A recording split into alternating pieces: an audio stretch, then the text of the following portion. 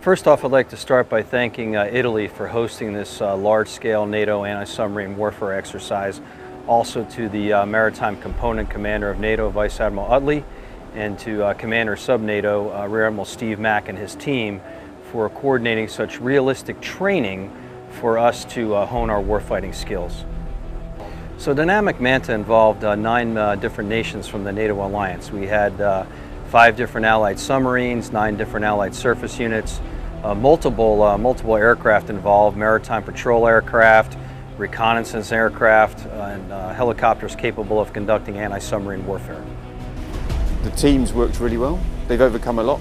I've seen the team on board come a long way in the time that they've been here, I think. The picture in the ops room now in the CIC is much clearer, and there's a much greater understanding of the interoperability that's required across all the units.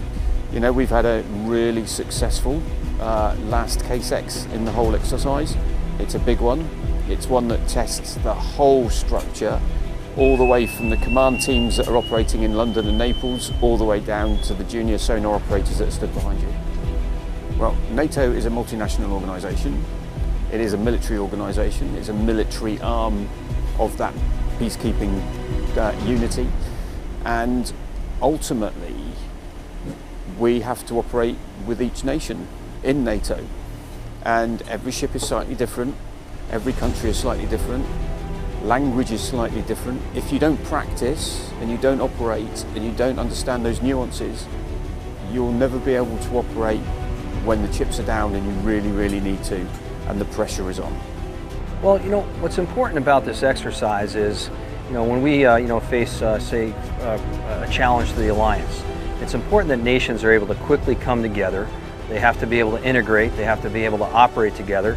You know, we talk a lot about interoperability, and when you bring that many nations together and that many different units from the air, from the surface, from the subsurface, there's a lot involved in just basic communications and basic data link and being able to share a recognized maritime picture. And by each commander, you know, understanding the strengths, of each of the units, we're able to put our heads together as a team.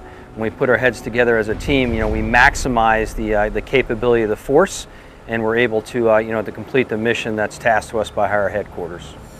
So Dynamic Manta was a very unique training opportunity for aviation. We had the chance to practice anti-submarine warfare.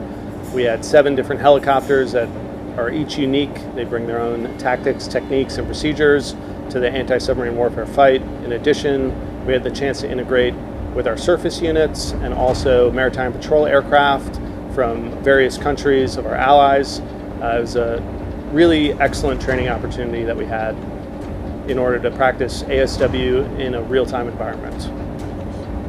A lot of the time, we have the opportunity to train for the ASW fight in a more protected environment on training ranges that are designated for those specific missions. Operating in Dynamic Manta, we were in the real world. We were dealing with weather, we were dealing with maritime traffic, and it was exciting and also very real in how we had to employ our helicopters, how we had to employ MPAs, how we had to maneuver ships. So overall, it was an opportunity for us to execute as we would fight. You know, what the conclusion of Dynamic Manta demonstrated over the past 2 weeks to the national audience, to the adversary, is just how strong we really are as an alliance. You know, we brought together multiple nations with multiple assets, and quickly we were able to go to sea, quickly able to establish communications, quickly able to establish a common operating picture, and the complex anti-submarine warfare scenario that was set up by NATO allowed the surface units, allowed the air units to quickly come up with a plan and to quickly detect the submarines that were posing as our adversaries. And what I saw was extreme varsity level play of commanders, understanding their capabilities, understanding their strengths, but also understanding the strengths of their fellow allied units and nations out here. I saw a lot of positive handover of tactical information that allowed us to hand over the tracking of a submarine from one unit to the other. That's varsity level play when you're in the anti-submarine warfare domain.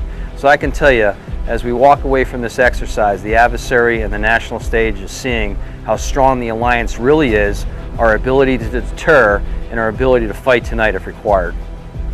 I am Rear Admiral Scott Soretti, United States Navy, Commander, Standing NATO Maritime Group 2.